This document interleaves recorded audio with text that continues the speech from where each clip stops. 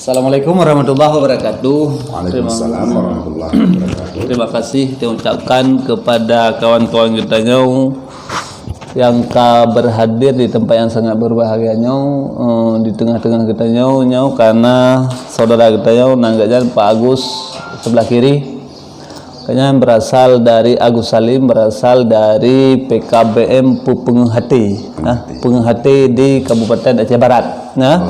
Alhamdulillah bergabung bincang-bincang bersama kawan dengan pengelola PKBM Al-Manna Kabupaten Biren. Juga berhadir kehadir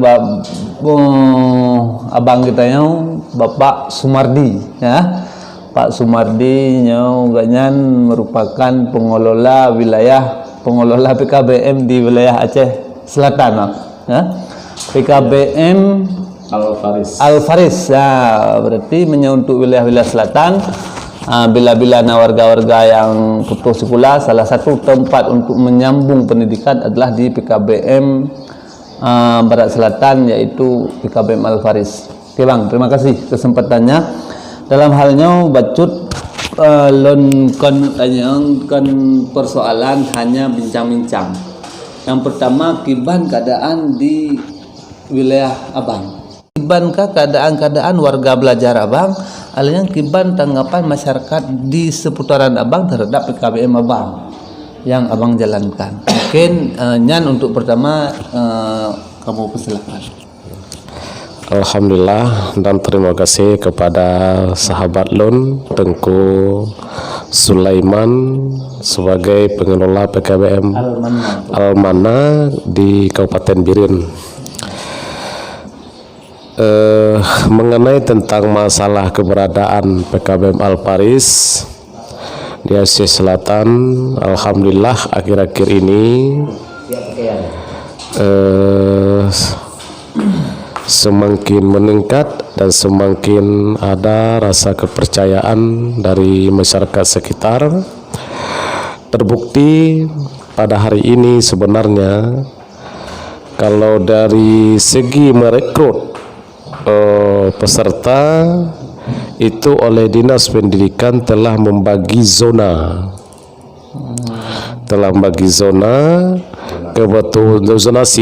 kebetulan PKBM Al-Faris berada di Kecamatan Pasir Raja. Hanya satu kecamatan itu yang diberikan hak kepada PKBM Al-Faris untuk menerima peserta didik atau warga belajar, baik itu paket B, paket C, karena kita paket E nggak kita laksanakan karena agak sedikit sulit. Namun kenyataannya hari ini saya didatangi oleh masyarakat dari berbagai kecamatan yang pada umumnya di Klut Raya. Di mana Klut Raya itu ada 5 kecamatan, yang dasarnya dulu satu kecamatan Klut Utara. Sekarang dari satu kecamatan sudah jadi 5 kecamatan. Kemudian di sana di Klut Raya itu ada 4 PKBM. Ada 4 PKBM. Kita di Kecamatan Pasir Raja PKBM Al-Faris. Kemudian di Klut Utara ada PKBM Nur Saadah. Kemudian di Klut Selatan ada PKBM Makmur Bersama. Kemudian di Klut Tengah itu ada PKBM Sinar Mega. Jadi dari 5 kecamatan yang telah kami sebutkan tadi, alhamdulillah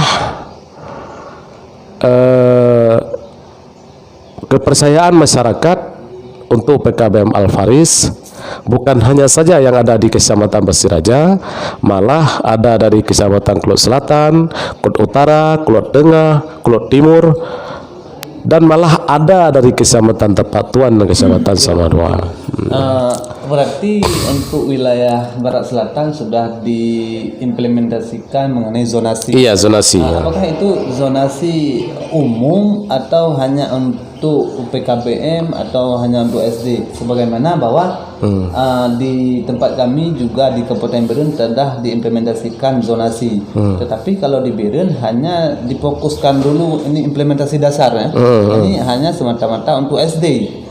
Zonasinya berada pada SD, sedangkan SMP dan SMA dan lain sebagainya itu masih bisa mengambil warga-warga di luar zonasi yang telah ditentukan. Kalau di tempat kalau kami di Aceh Selatan, zonasi itu yang dilakukan hanya untuk PKBM, pendidikan non formal. Dulu saya pernah pada saat dibagi zonasi, pada saat rapat saya pernah usulkan kepada Kabid. Saya katakan kayak gini, oke Bu, setelah kita bagi zonasi, timbul pertanyaan dari kami, andai kata masyarakat yang berada di sekitar PKBM Al-Paris alergi dengan PKBM Al-Paris, lalu dia mendaftar ke PKBM Makmur Bersama atau ke yang lain, ini gimana? Gimana solusinya? Waktu itu Ibu Kabid hanya menjawab, kita coba dulu. Jadi setelah kami ikuti, untuk apa tujuannya dibagi zonasi, ini adalah merupakan suatu program dan tujuan yang sangat baik, sehingga pada saat kita buat pembelajaran ini tidak ada alasan warga belajar karena jauh dari lokasi lembaga atau di lokasi PKBM. Mungkin demikian sekilas info dari Aceh Selatan, dan terima kasih atas waktu dan kesempatan yang telah diberikan. Oke, terima kasih. Kita ucapkan kepada Bapak Sumardi yang berasal dari Aceh Selatan yang telah bergabung dengan kita. Ini wilayahnya ada acara kegiatan di provinsi. Selanjutnya sedikit tanggapan dari kawan kita yang berasal dari Melabuh, yang sedang mengelola PKBM Punguh Hati. Kepada Bapak Agus, tanggapannya yang pertama, apakah pernah dijalankan sistem zonasi di Kabupaten di Melabuh ataupun di Kabupaten Aceh Barat? Kalau memang ada, bagaimana caranya? Kalau memang tidak ada, kenapa? Itu selanjutnya bagaimana keadaan warga belajar di sana? Menurut Pak Agus, bagaimana? Terima kasih Pak Agus. Terima kasih banyak kepada Pak Sulaiman selaku pengelola PKBM Al-Manna di Kabupaten Biren. Tentunya kita di Kabupaten Aceh Barat juga melakukan hal yang sama dengan kabupaten-kabupaten lain, yaitu dalam hal pembagian zonasi untuk warga belajar atau kepada peserta didik. Jadi di sini bisa ditekankan bahwa zonasi ini tidak hanya berlaku di sekolah formal, di sekolah non formal juga berlaku zonasi. Mengingat kenapa? Karena kita di Kabupaten Aceh Barat ada 12 kecamatan dan ada PKBM kita sekitar 15 PKBM yang masih aktif.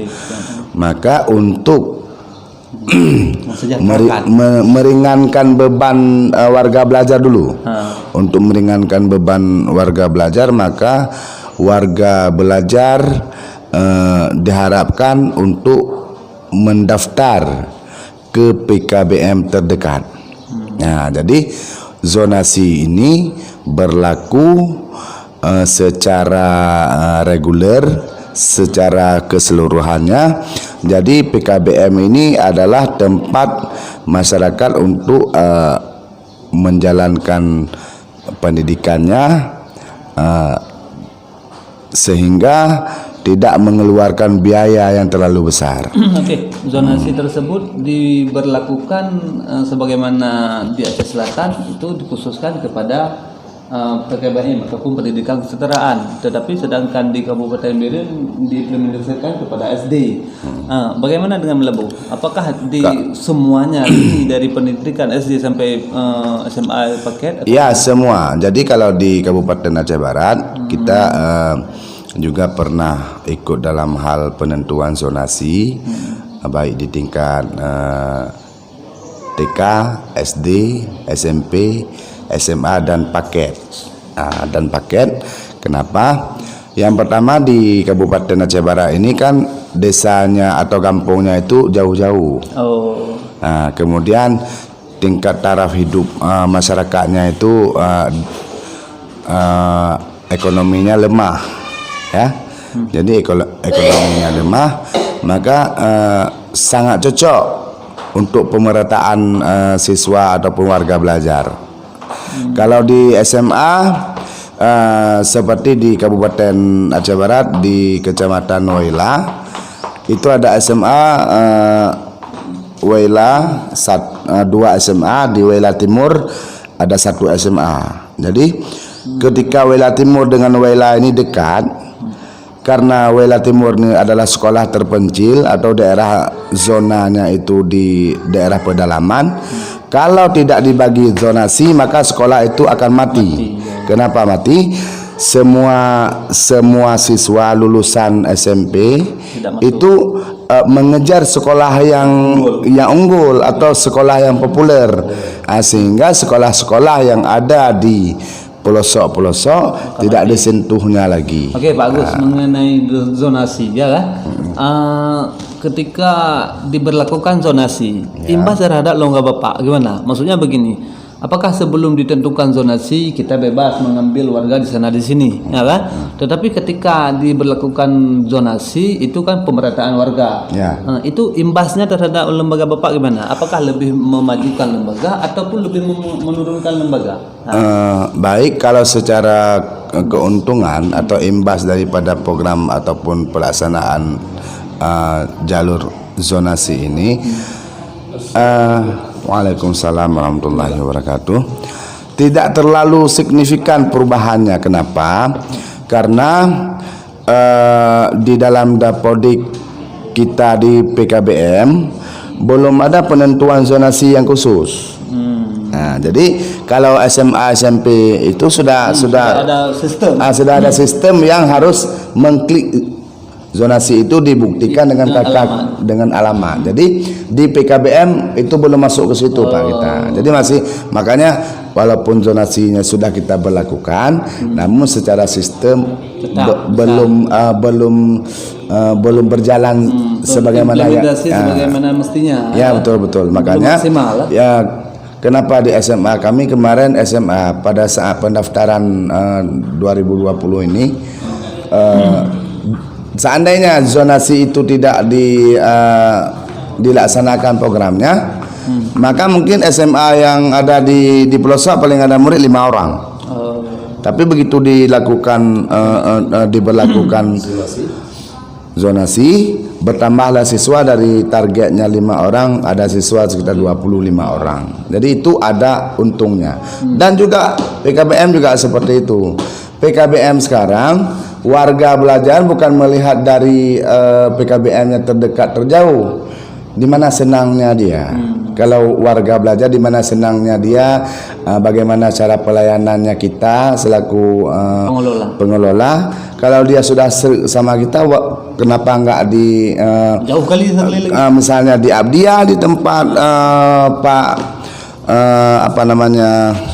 Pak Sumardi, bisa jadi warga belajar di Abdiah bisa mendaftar ke PKBM PHT di Aceh Barat. Oke, terima kasih. Berarti ketika diimplementasinya sistem zonasi, Bang Sumardi, Pak Agus, itu ada min dan plusnya. Minnya, nilai kekurangannya itu adalah bagi sekolah-sekolah yang unggul. Mereka ketika diberlakukannya zonasi, tidak ada kurangnya minat, kurangnya keterbatasannya untuk dapat mendaftar. Tetapi sementara min plusnya ke yang pedalaman ataupun yang tidak unggul itu tetap bisa nggak bisa harus ke situ, ke sekolahnya. Mungkin ada plus ada minusnya. Terima kasih Pak Agus Salim dari Melabuh. Terima kasih Bang Sumardi dari Aceh Selatan yang telah bergabung bincang-bincang bersama kita. Maka saya akhiri. Assalamualaikum warahmatullahi wabarakatuh.